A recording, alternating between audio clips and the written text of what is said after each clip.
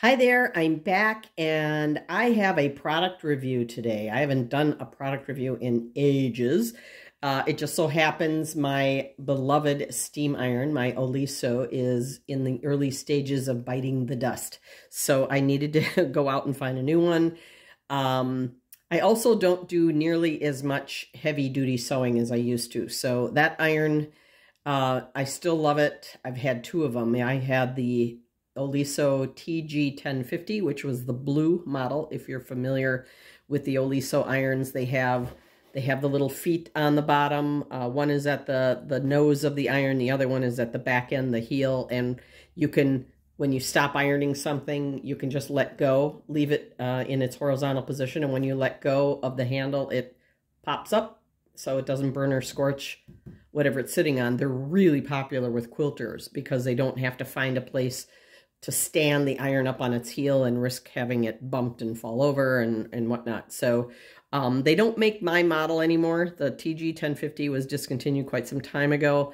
And the newer models, or the current models, I should say, that they sell are twice as much as I spent on that one. The one I had was $100, and that was a long time ago, 12, 15 years ago. I've had two. The first one died after about 5 years or so. I've had the second one since then.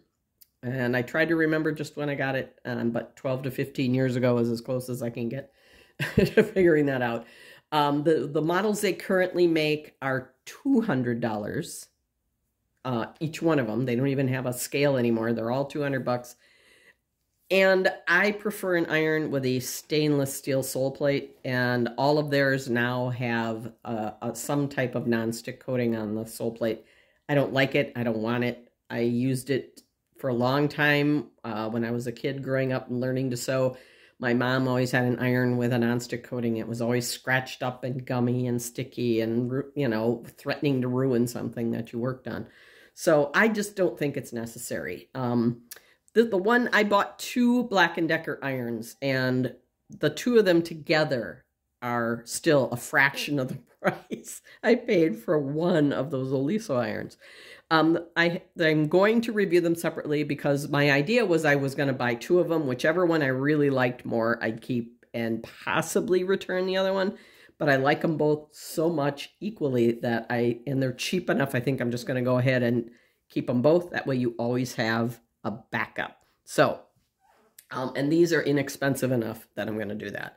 The first one I'm going to review today is the Black & Decker one-step steam iron. This particular model has the stainless steel sole plate, and I point that out because some Black & Decker models, especially their lower end, aka less expensive models, some of them you can get either a plain stainless steel on the bottom or nonstick. The lucky thing, though, is you don't have to look at it and guess necessarily. The non-stick version usually has a completely different color body. Like this particular, I'm not even sure which one has, if this one has a twin with that. But some of them, it'll either be turquoise or a bright lime green or something like that. So it's pretty easy to tell them apart. At any rate, this iron has 1200 watts. It has a constant steam while you're ironing, so you always get that little puff of steam as you're moving the iron back and forth. It also has a vertical steam, and of course it also has the second button to use the spray feature if you just want a little spritz of water on something and don't want the full blast of steam. It has auto shutoff.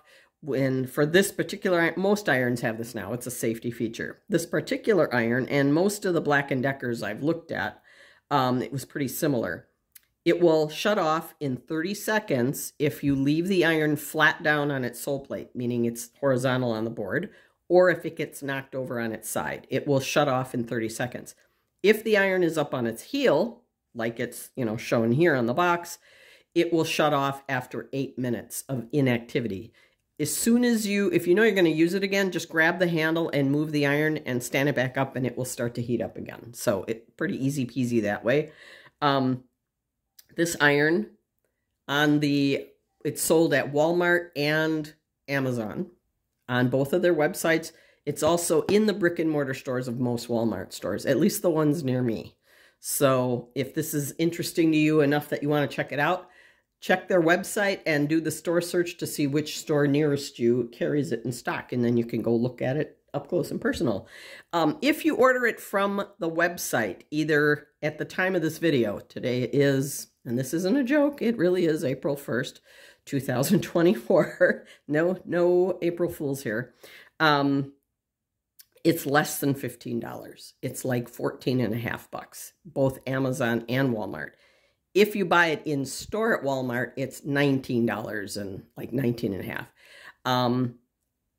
Irons cannot take a beating. And when I saw, what I mean by that is looking at so many reviews of irons, and most of them I was reading on Amazon.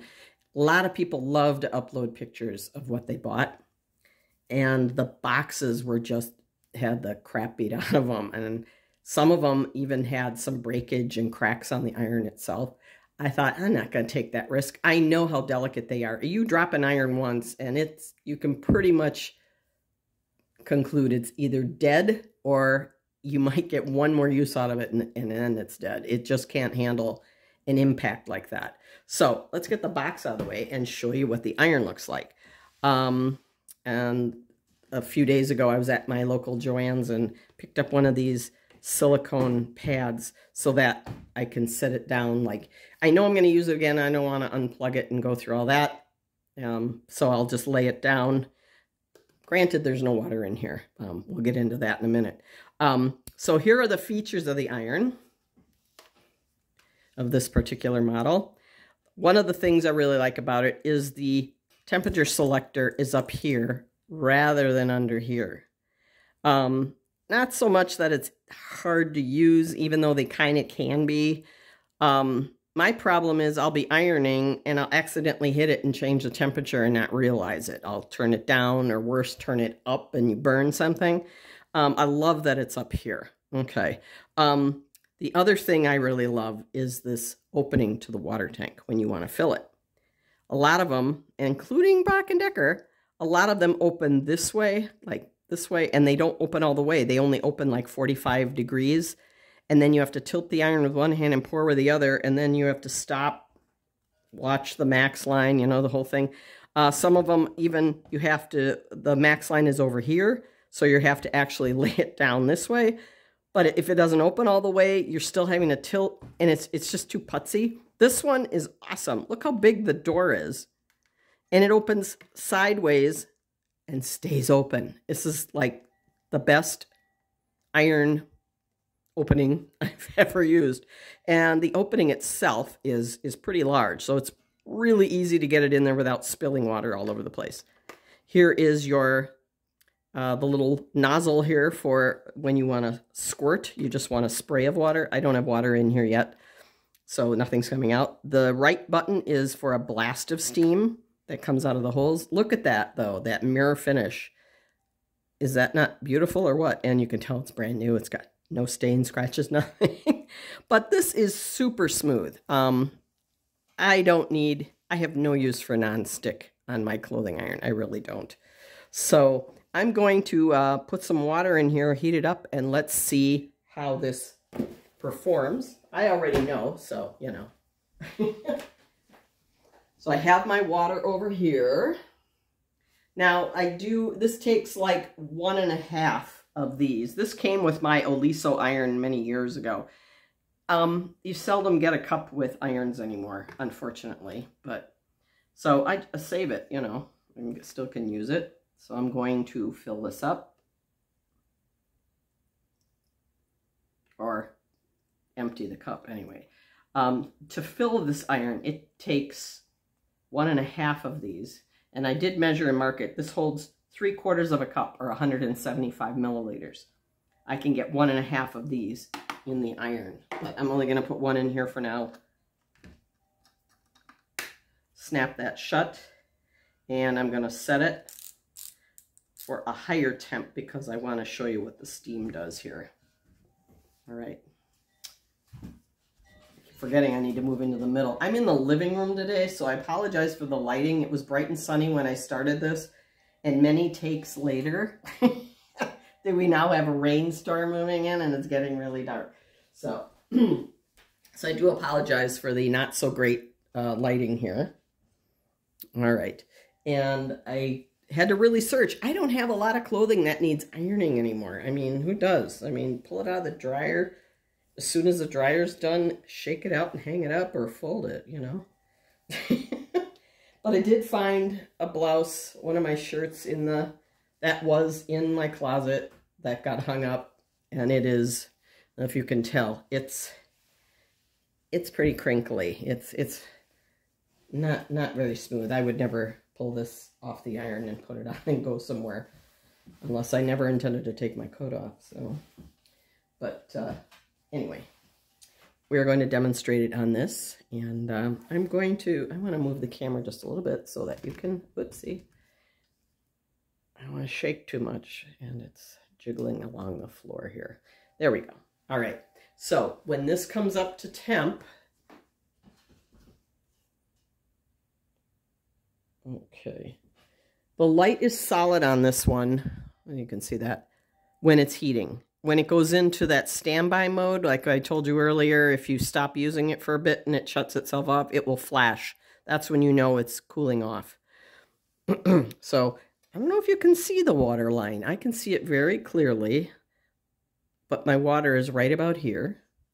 I don't know if you'll be able to see that on the video, hopefully. Oh, it also has an auto clean right here. So once a month, every couple of weeks, depending on how often you use it, fill the iron about a third. You don't need a full tank, about a third full. Let it heat up, get really super hot, so where it's steaming. Unplug it, turn it off, unplug it, take it to the nearest sink, and you're going to press and hold this in this position. Oh, see, you can hear the steam. It's already hot. You're going to hold it like that and hold that button down, and water and steam will drain out of the sole plate, and that's how you clean it of any, you know, debris and calcium buildup and whatnot. So I'm going to get on the other side of the ironing board now and show you how this works. It's a nice iron, but yeah, you can see, I don't know if you can see that coming out. Here's the squirt. And because it was dry, it took a couple squirts to prime it, but there it is. I don't know if you can see that on the ironing board. And burst of steam. I have noticed that if you want to do vertical, you have to shoot it in a horizontal a couple times, and then you'll get the vertical. I think it just needs to be primed a little bit. But for 15 bucks, you know, I paid 20 because I wanted it right away. I figured if I bought it online, I'd have to pay shipping that was more than that $4.50 difference anyway. So hopefully you can see how smooth that's getting. But look at the heat on that. And my Oliso iron that I had to replace was 1600 watts. And it was getting to the point where it was taking a long time to heat up. And like I said, it still worked, but it was getting really tired. It was time.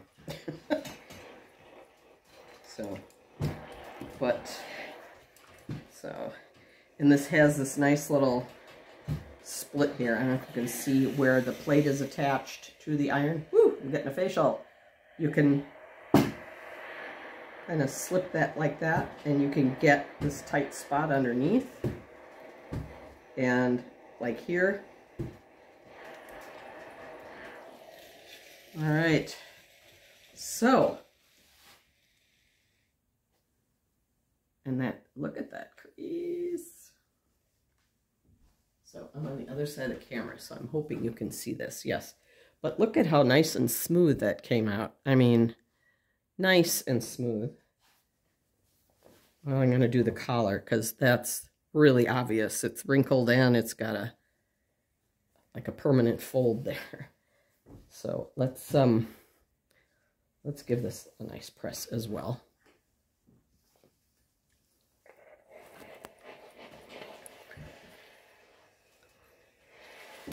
The cord on this, the power cord, is 8 feet long.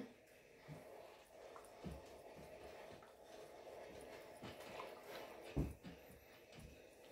case that's information you need to know, if, you know, for whatever whatever spot you're ironing.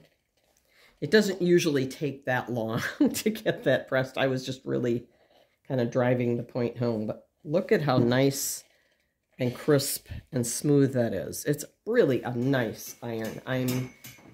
I'm shocked at what a good job it does. And I know that sounds silly, but after using, you know, a Cadillac iron for a while, or at least the brand, you know, but anyway, beautiful stainless steel plate. You have your spray feature. You can see the wet. Oh, and like I don't know if I mentioned this before, I probably should. This does not have a shutoff. I probably did. It does not have a steam shutoff. So if you don't want to, if you don't want steam, don't put any water in it and do your dry ironing. Then when you're ready to do steam, then add water to the tank. Because this is going to steam all the time, no matter how much or how little water you have in the tank. If there's enough in there, it will steam. And then you have your blast. Vertical. It's a pretty decent amount of steam. I'm pretty impressed with that.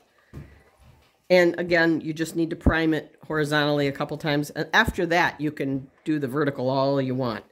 But I started out with no water in here, so it took a little bit ironing to get water in there. Now, I just want to explain something real quick before I finish up. As far as irons that leak. All right. Now, this is true with most irons. You're always going to have that dud or that lemon or that model that just has one complaint after another about leaking specifically. Now, someone who has sewn most of her life, I will give you this little gem of wisdom here. Most irons are not going to leak, certainly not when they're new.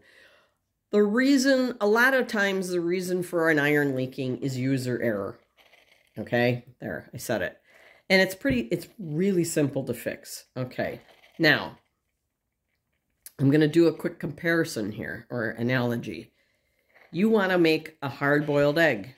You take a pot, a saucepan, you put an egg in there, you fill water to cover the egg. You put it on the stove.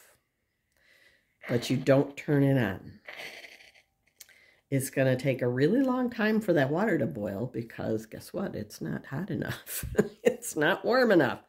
I mean, you could even put it on a low flame and it's going to take a really long time to heat up. Same is true with an iron.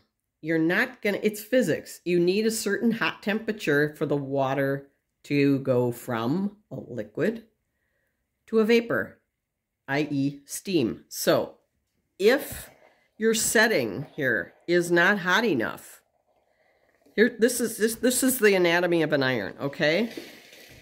When an iron makes steam, which is most irons, when you turn, say I had something to turn the steam on. I'm going to turn this off right now because it's hissing all. When you turn the steam function on, it's not a switch, an on-off switch. What you're doing is you're opening a valve that releases some of the water from the tank down here, which is the steam chamber. It's right above the sole plate, okay? When it's hot enough, okay, when you've got it in that dark section with the hot temperatures where you're going to use steam, when it reaches temperature and it's hot enough, the water hits the steam chamber and instantly is turned over into steam, changed to steam, which comes out of the holes. Now, if you open that too soon, it's not, like, don't open it the minute you turn the iron on and you're heating it and trying to get steam at the same time. That's not going to work. If you open it up too early or on one of these lower settings, it's still going to send water down here because you open the valve. But guess what? Because it's not hot enough, it's going to come out in the form of water droplets or even a stream. It's kind of hard to explain it on this one simply because it's a steam all the time. So if you do any dry ironing, do it first before you put water in. Add the water after when you're going to do your steaming. Okay, so that is my review of the Black & Decker one-step iron with even steam. There's several irons that you'll see this logo on there. It's a wonderful iron, and it's really inexpensive and lightweight. And with me, with arthritis and trigger finger in this hand, which is why I don't wear jewelry over here much anymore, because the swelling kind of comes and goes. But at any rate, even with water in it, it's not real heavy, and the heat and the steam does a beautiful job of pressing your clothing or whatever item that you need to iron. It really is a quality piece of machinery for a very low price. It's less than $15 if you buy it online. And like I said, I bought mine in store for $19.50. If I were to buy this on Amazon for the $14.58 or $56, whatever it is, they would tack on another at least $7 shipping. So that's less than $4.50 difference buying it in person. So and then this way I can have it right away. Anyway, oh, here comes the rain. So anyway, that's my review today. I hope it was helpful. It was a little clumsy. I do apologize because it's been so long. But I hope this is helpful. And if you're in the market for a new steam iron, I highly recommend this. Again, it does steam all the time. There's no shut off once the water's in here. If you don't have water in here, you can dry iron just fine. It's perfectly safe and it works really well. Steam does give you a little extra burst or boost on getting something really smooth though. But for those dry ironing tasks on silk and things like that where you don't want to take the risk, it works absolutely well for that too. So on that note, have a great day. Happy ironing. There's my April Fool's joke. Happy ironing and have a great day. Bye-bye.